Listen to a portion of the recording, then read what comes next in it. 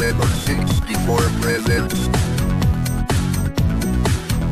A Playguide and video review. Sit back and enjoy the show.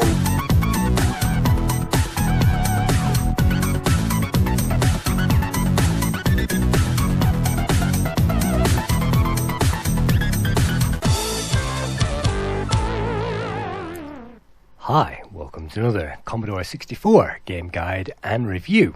In this episode, we'll be taking a look at Hawkeye, developed by Boys Without Brains, BWB, and released by Thalamus in 1988. So, as the cyber loads, we'll say that this is one of my favourite Commodore 64 classics of all time. It really did impress me so much. This is probably my favourite game of all time. And you can see the tremendous artwork really sets the scene for a deep game.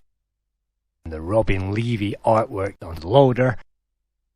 And the musician credited in this game as Jerome Tell has created something called Mix E-Load 2, which on the tape version is something for the player to have fun with while they're waiting for the tape to load.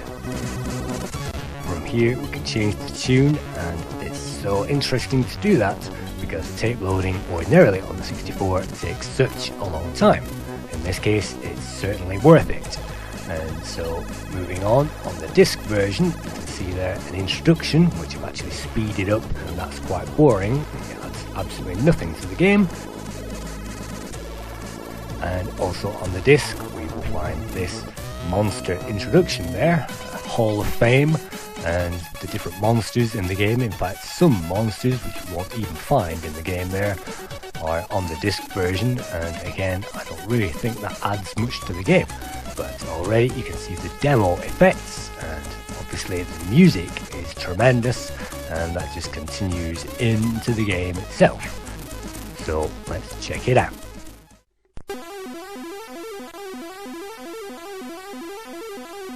The demo scene continues onto the title screen. Boys Without Brains began as a demo scene coding team, and you can see Mario Van Zeist was the main coder in this game. The graphics by Jaco Van Riet and Art Vangelie. We can press F1 to switch on and off the music, F2 to switch on and off the sound effects, and we can also see a demo mode, but let's just press fire and investigate one player experience. To begin, our weapon is shown in the box along with the amount of ammo that we can have, and the three lights there will deplete and disappear there when we run out of ammo on the three best weapons. The power bar is there to the right. Our lives are displayed next to a cake there for some reason, and the objects that we have to collect will be displayed in that window. But the most important thing is to keep two eyes peeled on those eyes there, and they will indicate the position of the next object. You can see it blinks there, and by pressing F keys we can cycle through our current weapons. There are many objects in the game, and at least 8 maybe on this very first level. Some of those will give us a bonus. You can see the M there, actually upgraded our machine gun and given that full power back. But we have to be careful. Sometimes that ammo is certainly well dispensed because that runs down quickly, and we'll only get one weapons upgrade per level. So when that machine gun runs out, it's time to change over and ration those bullets wisely. On this level you can see I'm following the Hawk's eyes again, using that laser to great effect. There is a great sound effect there for the laser when we fire that, and the heart will give us full energy upgrades just in case we have less energy than we need, and colliding with those enemies there certainly depletes that. The L will recharge our laser, and we only need one more item there, and then we've collected all 4 of the items we need before we can exit this level. And yes, that's level 1 completed. Fortunately, we can still go back into the death zone with that amount of health, and we can pick up 1, perhaps 2 extra items after that quota has been accomplished. But that health is difficult because we've already picked up the extra health, and we'll only get 1 health per level. So switching to the laser there, ration those bullets, that's definitely the art of the Hawkeye. You can see the levels are smooth, the background is smooth, and the controls are incredibly smooth. Those jumps do not require pixel perfect jumps, and following the eyes there, yes, you don't have to wait for the birds, you can simply jump over that gap or fire those away.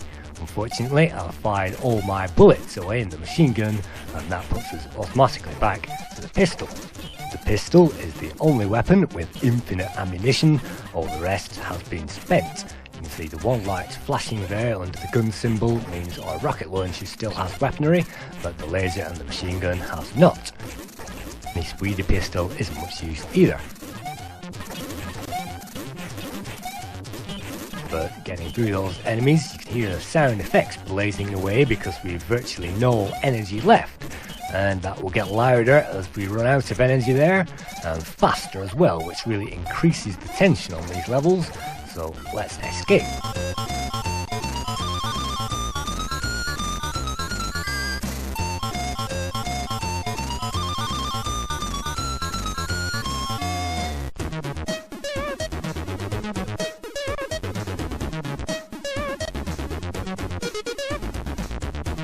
Even between each level, our character runs into the bonus score, and the power up there certainly adds to this game while you're waiting for it to load. This means the game experience doesn't break off during the load, and it certainly adds to the Commodore 64 tape load experience that I used to have. And when that next level is loaded, that guy's supposed to run away, and in this case that reveals level 2.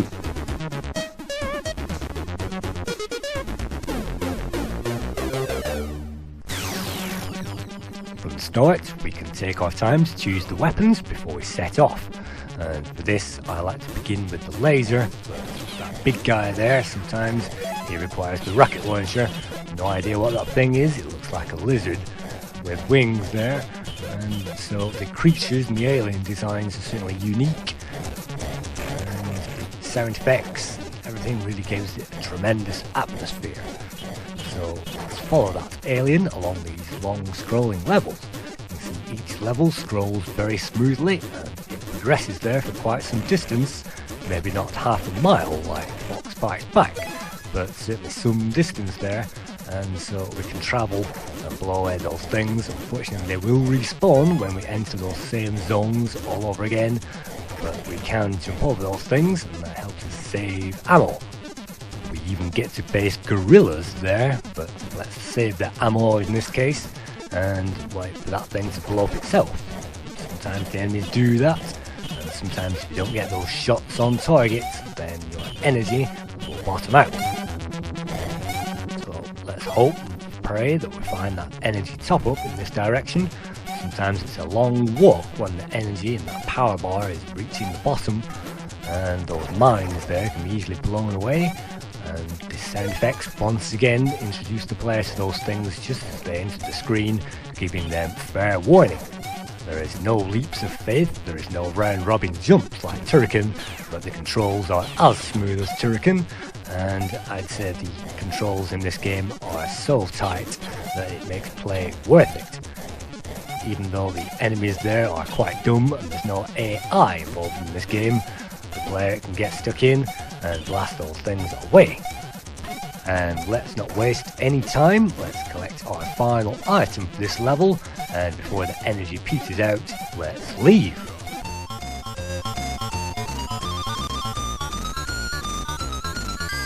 I guess this is the worst music in the entire game, reminiscent of a fairground rather than a computer game. But the next one is fairly funky, and I really do like this music, created by the Maniacs of Noise.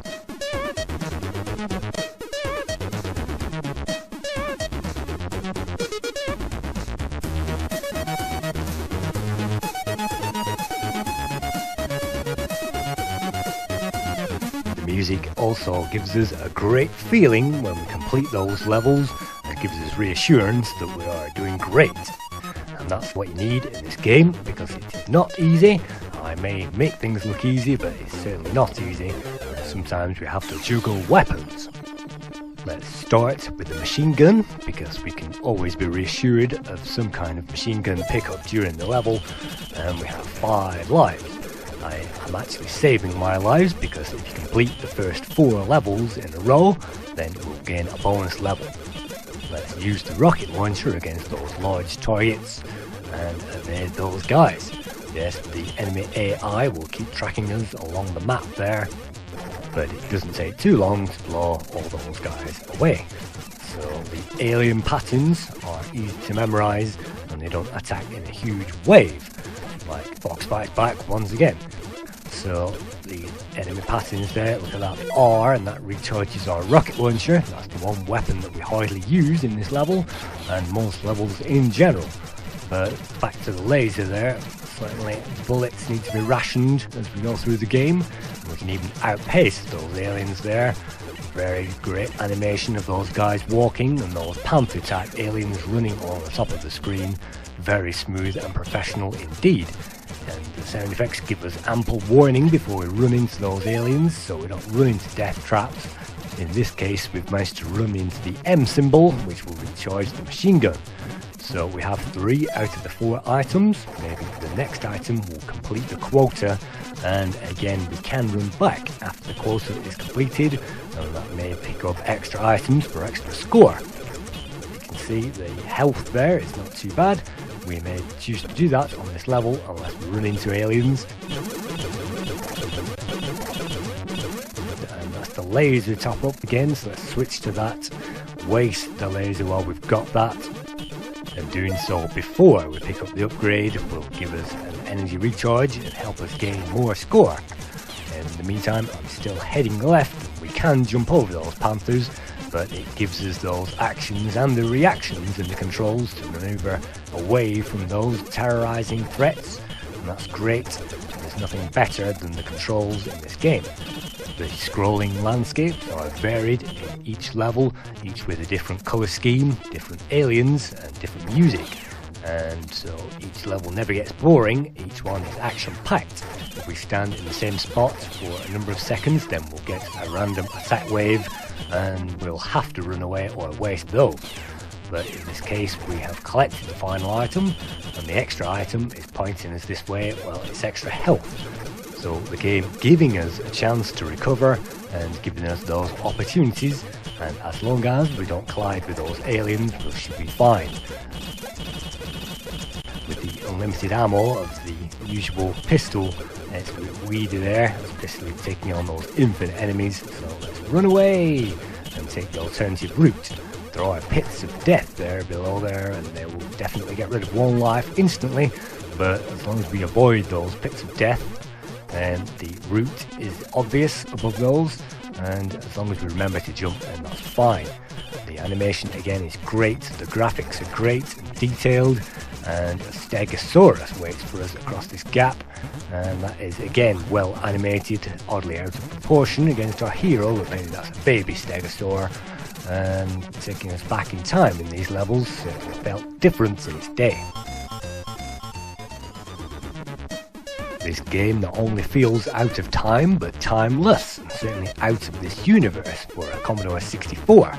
If you consider all these effects and the music and the loading systems and the smooth scrolling and all those different sprites there, then this is far from a formula platformer. Rough and Ready and Batman could only dream of a platformer like this, and the demo code of the Boys Without Brains certainly didn't go to waste.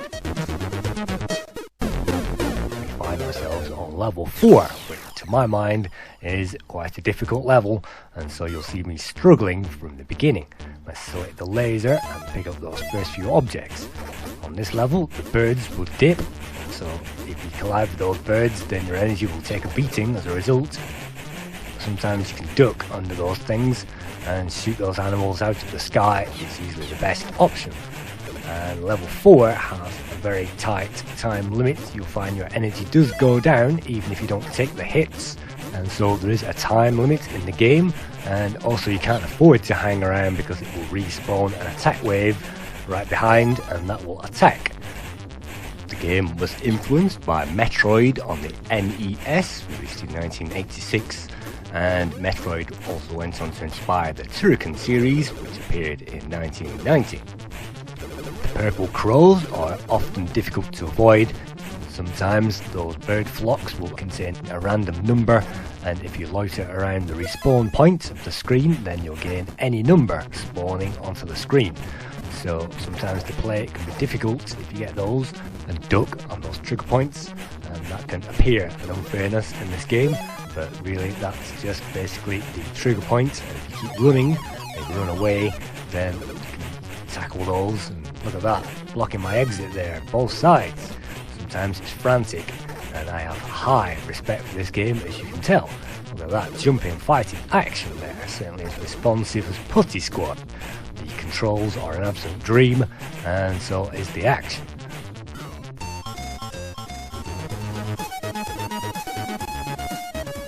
You can see now we are up to 6 lives. If we complete the first 4 levels without dying, which we just have done, then we'll gain 1 bonus level given after level 5, and if we complete level 5 without dying, then we'll even be given a timed bonus level after that. So that's 2 bonus levels if we don't die up to level 5, but unfortunately level 5 is very difficult. The forest, as you shall see, contains a few unfairnesses. To begin, I like to still choose the machine gun and never choose the pistol under any circumstances. The F1 key will change to the pistol, F4 will change to the machine gun, F6 to the laser, and F8 is the rocket launcher, which incidentally are the 4 function keys on a Commodore 64. So that isn't hard to figure out, and so the player will have to be practicing there with the joystick and the keyboard, and frankly you'll have to master both the joystick and the keyboard if you want to win in this game. So it doesn't begin very hard. You can see I can jump over those worms without incurring any damage. Unfortunately we cannot shoot those, so look at that, we can avoid the fireflies, but those birds still swoop down, so we cannot afford to loiter. Let's continue. The extra thing is this way. It could be a bonus prize or a useless token, and we do not know, so let's continue there with the machine gun. You can see the backgrounds there with the trees and the sunset effect. You can see the detail of the sprites and those level designs of the trees. This certainly isn't a Dizzy game. The effort has been taken, and you can even see different colours on the worms, the scrolling effect. Look at that, a life-size giant there. It certainly isn't easy to produce giant sprites on a Commodore 64, but they did it. And multi-cycling fireflies, but they did it. And basically the action does not slow down, even when the action is hectic. Look at that tree, there is a hollow in that tree, and out of that hollow will become a hand. That wastes most of our energy. And it's very difficult to take out that hand, because that requires the rocket launcher, and that requires dexterous maneuverability on those platforms, which again are not safe because of all these enemies. So sometimes this game again can appear frustrating. It just means it's action packed. Another hand there. Can we get that thing with the rocket launcher without dying? Let's try it, and missed it. Let's try it and blow it up. There you go. It gives us a mystery item. In this case, we died. And that's our first life lost in the game. So that's not too bad. You can see the saloon bars there really add to the effect. And of course the music. But look at that, pits of death really spoil this game. And if it wasn't for those pits of death randomly there, well, sometimes you can jump over those. It certainly doesn't require pixel perfect jumps like so many other games, and that's one of the criticisms. The reviewers reviewed this said that the game required pixel perfect jumps. Well, it doesn't. You can see the jumping is not something that the player has to really take care of, and that is a good element in a platform game. If you have to have pits of death, at least have good controls and an ability to jump over those. And so this game has both. Unfortunately, something else got me, jumped out of a tree there. That's just another unfairness. And so those unfairnesses are piling up. We're down to 3 lives. Let's see if we can get those last few tokens. At least we got the laser. Hopefully one more item is all we require to exit this level, and endlessly avoiding the wildlife. Sometimes the player has to play this game strategically, and they have to take their time in order to survive. the random placing of enemies sometimes doesn't help these jumps either, and look at that, we failed to make it.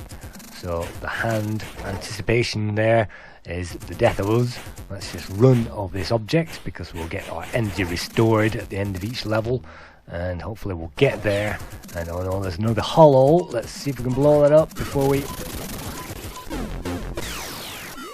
With one life remaining, let's leave this level behind.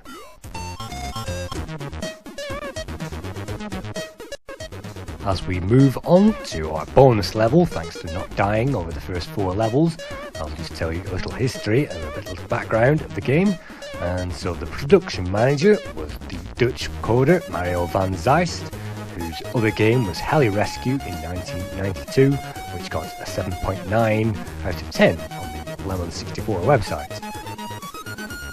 The Boys Without Brains was basically Mario van Zeist and Paul Cooper. They moved on to Flimball's Quest, and then in 1993 they created Disposable Hero for the Amiga. These amazing graphics were co-created by Jaco van Treet, who worked on Rollerboard in 1987 and Flimball's Quest, and Arthur Van Jolie was the other graphics artist in this game, and he worked on Last Ninja 3 and Flimball's Quest. And let's not forget the music was created by the Maniacs of Noise, Jerome Tell, Charles Denny. Jerome Tell is probably most famous for his Cybernoid 1 and 2 themes, and the Turbo Outrun and Outrun Europa themes. And Charles Denny, well, he moved on to Interplay, where he created some music for the Lost Vikings in 1992. He's now a senior audio director working for Electronic Arts, working on Need for Speed games. So still in the business there. Finally, that great loading screen was created by Robin Levy, and he was a great graphics artist on the Commodore 64. Moving on to the scores. CMVG gave this game 85%, whilst Commodore formats only gave this 68%. Both Commodore User and the Games Machine gave this a solid 8%, while Tony Horgan in Commodore Computing International only gave this a 66%. Finally, Zap managed to give this a 96%, praising everything about it. Interestingly, the Games Machine picked on its finicky controls, which it doesn't have, its pixel-perfect jumps, which it doesn't have, and it complained this was a tried and tested game format. Well, moving along a scrolling landscape, being directed by Hawk's Eyes, blasting away at the spawn of hell as a cyborg in a mega crazy futuristic landscape, is not the run-of-the-mill on the Commodore 64, and basically until the Amiga came along and the Turrican series and other platform games really took over, then this format really broke all the rules. They complained that the brainless fun in this game was nothing more than a mindless pastime and a diversion. To my mind, it's absolutely staggering what the coders of this game managed to cram into 64 kilobytes. It's absolutely incredible, the music and the sound effects and the scrolling and the animation, and even with the multi-disc load and the multi-tape load, it does not spoil this. They broke everything about the Commodore 64 and they smashed that and redefined what was possible. To my mind, this was Doom on a Commodore 64. A 3D environment with aliens to blow away and different guns and pickups and collectibles. This was way ahead of its time, it defined its time, and it's never been beaten on a Commodore 64 or an 8-bit machine since. In fact, the Amiga conversion of this game was pretty dire and ranks up there with the Last Ninja 2 for pretty dire game conversions from pretty mega A64 originals. So I certainly have a lot of time and respect for this game, having played this so many times in the past, and I'll probably go on to play this again many times in the future. But you can see these levels aren't hard, even though this level looks tricky, it is certainly not hard. And the only reason I died is because I miscalculated jump, and that was certainly an error on my part. But you can see there the fluid landscapes and even the holes and the bricks there. This is more fluid than Robocop on 64, and I could go on praising this game all day. I think it's the best thing that the 64 has ever produced. Maybe not as absolute genius as Whizball, certainly not as mind-blowingly different as that, but then what is?